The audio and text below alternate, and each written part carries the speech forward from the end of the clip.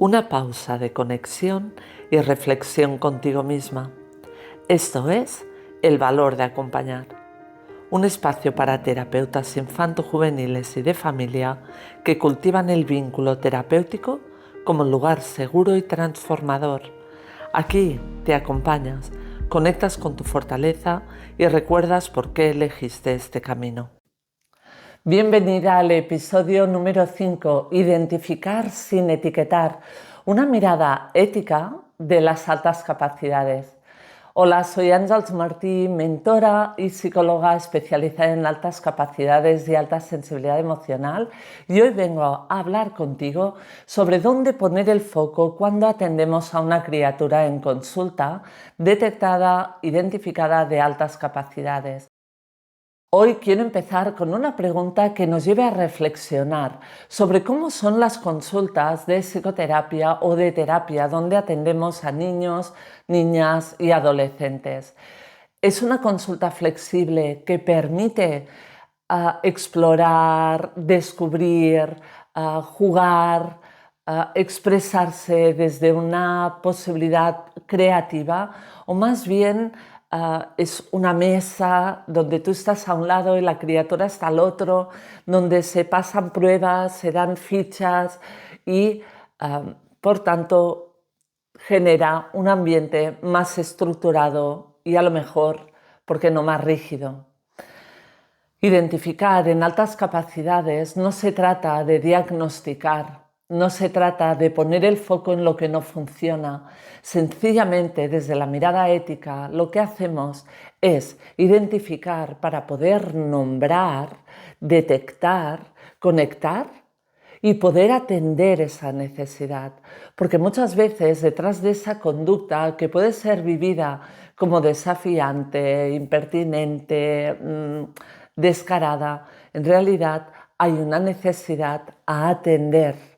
Es muy diferente atender a un niño cuando llega a consulta con test, buscando ese diagnóstico, ¿no? Aquello que no está funcionando, que llegar a consulta y empezar a jugar con esta criatura. Pues bien, quédate en este episodio porque igual te llevas ideas que pueden servirte para tus sesiones. Hoy vamos a hablar de cómo leer las altas capacidades sin quedarnos en teorías, modelos, ¿verdad? Que nos llevan muchas veces a discusiones, ¿no? Y a ver cuál es más válido, cuál tiene más razón. Incluso a ir más allá, leer las altas capacidades más allá del constructo, de esas características que pueden ser comunes o incluso de un CI, ¿no? Un cociente intelectual que para nada nos explica quién es esa criatura. Es una medida cognitiva y nada más. En ética, las primeras sesiones están enfocadas a vincular con la criatura y su familia. Empezamos conociendo cuál es ese ambiente relacional en el que crece y se desarrolla, cuáles son esos hitos del aprendizaje, de la autonomía que necesita haber consolidado y cómo se le ha acompañado cuando ha habido esos bloqueos que toda la infancia y adolescencia puede experimentar en algún momento de su vida. Pues bien, una vez hemos hecho esta mirada, ponemos el enfoque en leer las altas capacidades desde dos pilares fundamentales. Ponemos el foco en dos pilares. El primero, cómo entra al espacio y cómo se expresa no verbalmente.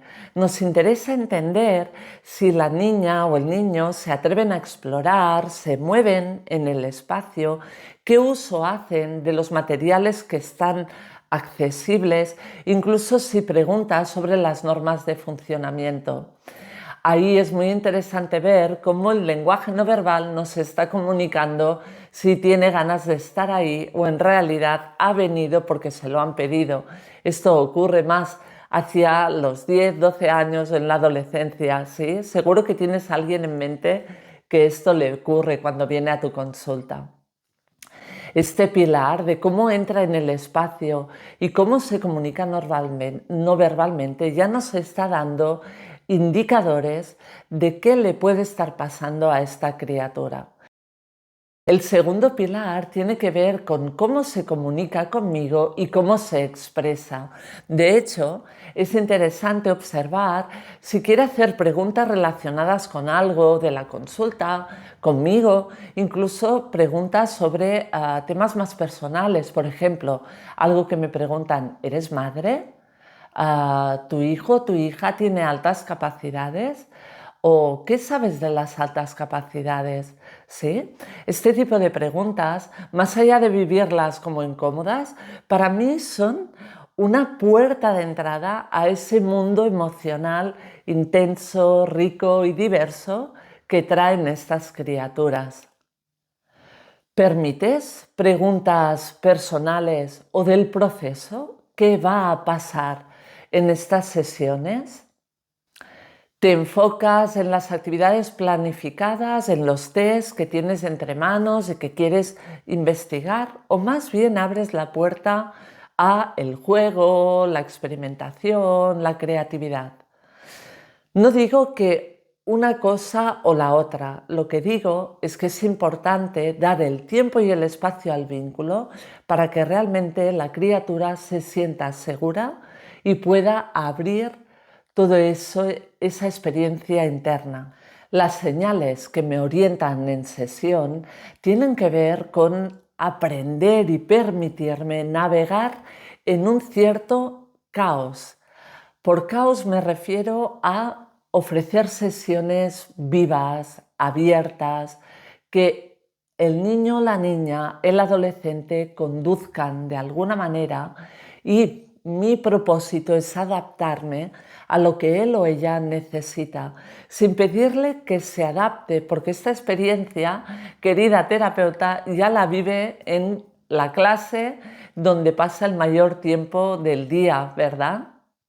Cuando nos permitimos navegar en un cierto caos, fluir con lo que la criatura te está compartiendo, abriéndote a escuchar lo que dice, desde el dónde lo dice, cómo lo dice y en qué momento lo dice, ya te está contando cómo se siente, qué cree, qué hace, de una forma natural, vivencial y desde la propia actividad que estéis compartiendo.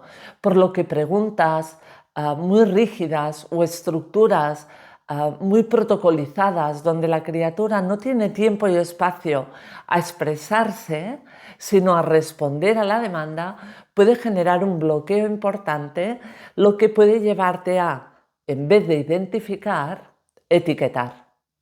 Una de las primeras señales que atiendo es cómo procesa la emoción. Por ejemplo, te cuenta algo que le ha sucedido y conecta rápidamente con el enfado. Y después de conectar con el enfado se pregunta por qué se ha enfadado y si tendría que haberse enfadado tanto por aquello que ha vivido. ¿Ves el análisis que puede llegar a hacer? ¿Cómo lo haces tú en tu consulta? ¿Le das ese tiempo y espacio para transitar la complejidad y la profundidad de la emoción? Otra señal con la que me fijo es qué le activa o le incomoda, de tal manera que observo cuáles son aquellas situaciones que vive como injustas, como con falta de incoherencia de la adultez, incluso con desigualdad, donde no puede soportarlo, ¿sí? O incluso te diría que lo superficial o lo poco auténtico.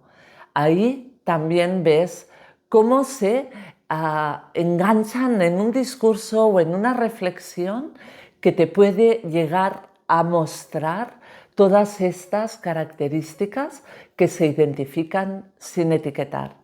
Y por último, pongo también la atención en otra señal, y es la señal de ese aburrimiento, ¿sí? Muchas veces les ofrecemos que hagan un dibujo, ¿sí? Por ejemplo, la persona bajo la lluvia, un test de la parte emocional que puede darte indicadores de cómo está esta criatura.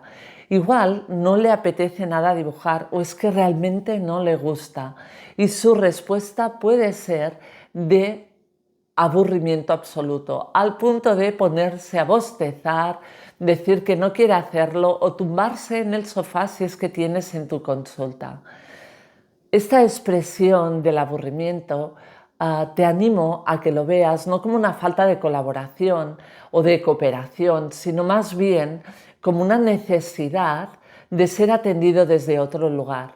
El aburrimiento, al final, no es falta de interés, sino más bien una desmotivación que es probable que si esta criatura de altas capacidades no esté atendida en la escuela con medidas pedagógicas, piense, otra vez no, no quiero más de esto me aburre sobremanera, ¿no? Lo que quiero es divertirme, pasármelo bien.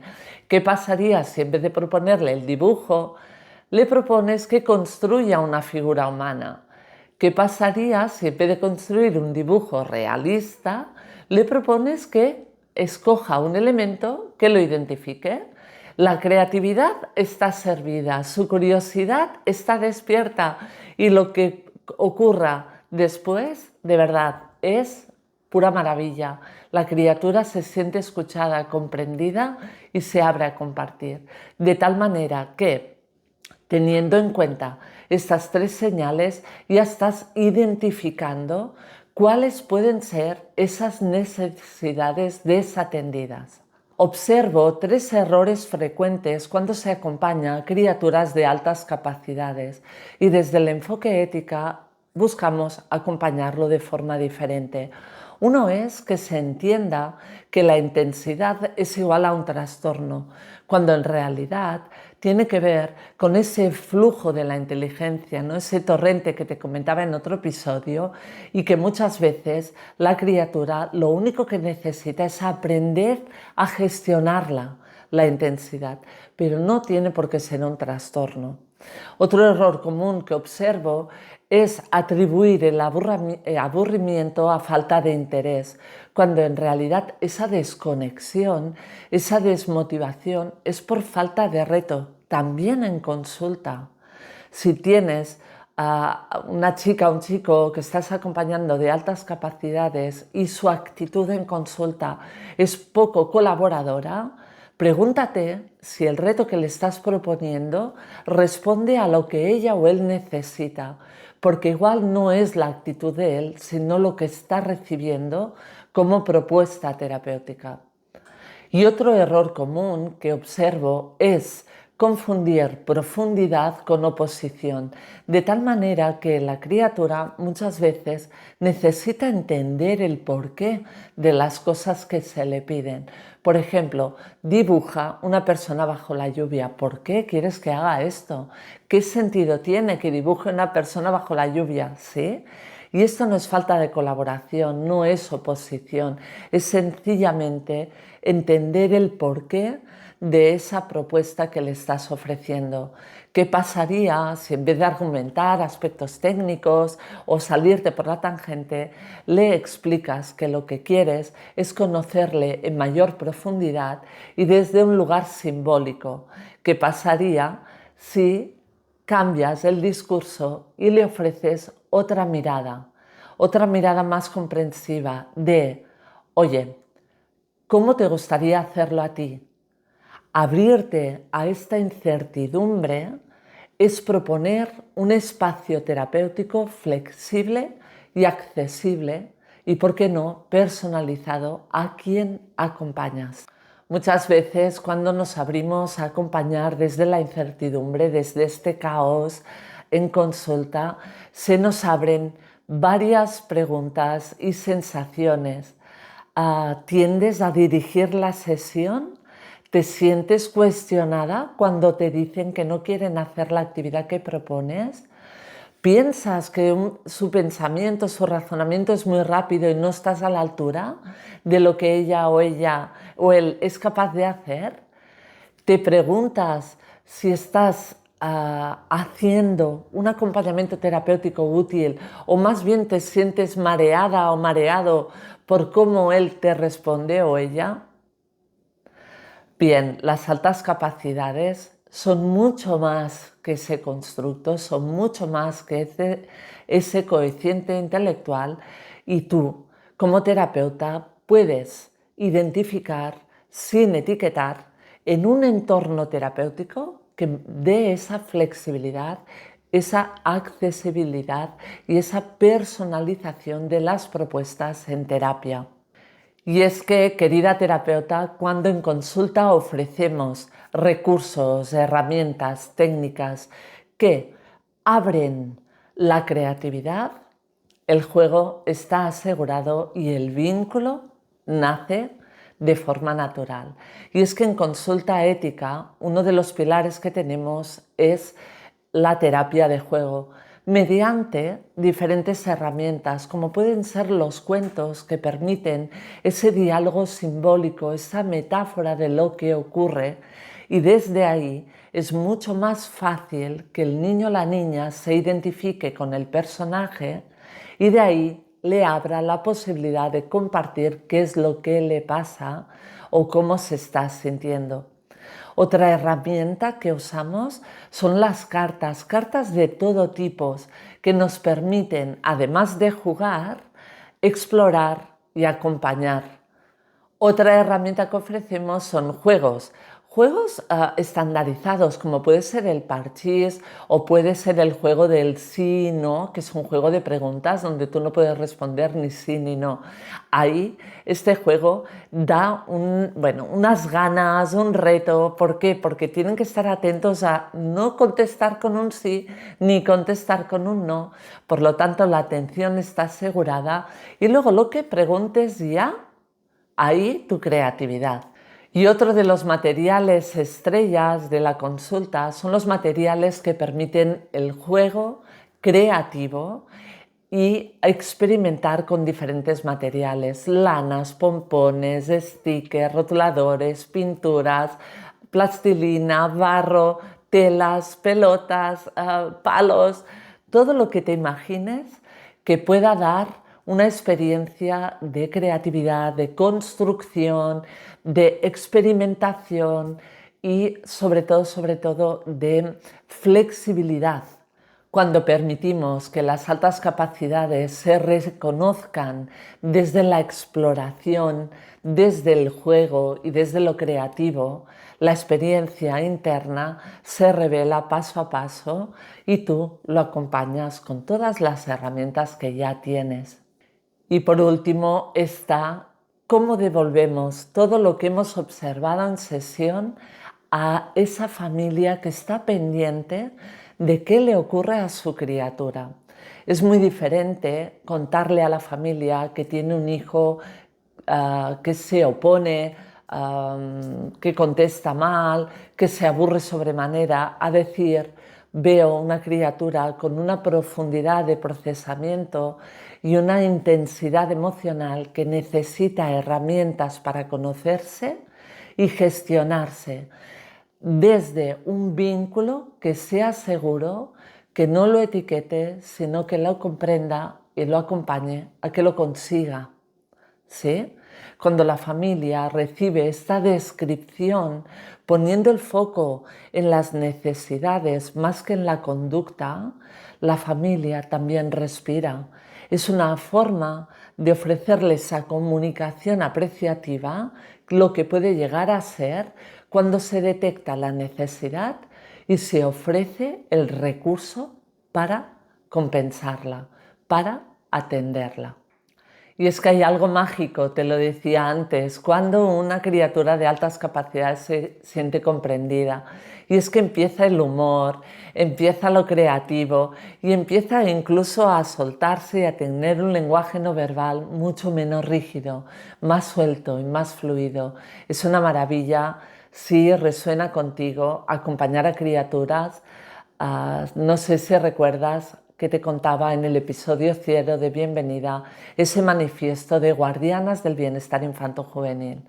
Cuando una criatura se siente comprendida a ese nivel y experimenta que ir al terapeuta no es ir a un lugar rígido, estructurado y cerrado, sino que puede experimentar abrirse y ser, es maravilloso sentir que estás cumpliendo con tu misión, con esa misión de guardiana del bienestar. Por último, quiero recordarte que acompañar las altas capacidades es identificar sin etiquetar para que puedas detectar lo que siente y necesita, lo puedas acompañar y pueda evolucionar en ese desarrollo socioemocional y psicológico. En siguientes episodios te seguiré compartiendo recursos y herramientas para acompañar las altas capacidades. Apreciada terapeuta, si este episodio ha resonado contigo, si sientes esa llamada de convertirte en guardiana del bienestar infanto-juvenil y familiar, quédate, suscríbete, porque en siguientes episodios seguiremos ahondando, profundizando y entrando en este tipo de lectura de las altas capacidades, de identificar sin etiquetar y de poder acompañar desde un lugar mucho más flexible, accesible y personalizado. Nada más, nos escuchamos, nos leemos en el siguiente episodio y gracias por estar aquí, por tu atención y tu presencia. Chao.